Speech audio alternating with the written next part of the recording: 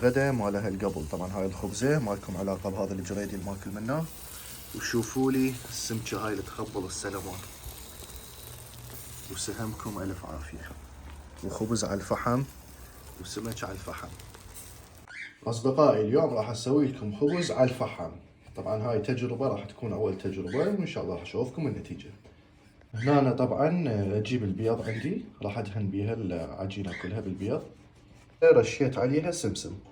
الخبزة مالتنا راح نخليها هنا على السوباية على الفحم. نذبها طبعا على كيف. ونعوفها. شوفوا لي المنظر مالتها هي وجاي تستوي.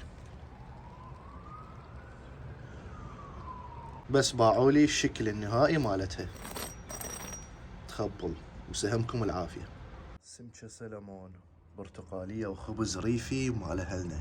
بس انتظروا النتيجة. الأمر لابد منه. أبو الهيل شاي عراقي. سهمكم ألف عافية. هذا السمك السلمون على الفحم، هذا بصل على الفحم، وهذا الخبز مالتنا. وأكيد ما ننسى الرز. ومسك الختام شاي أبو الهيل.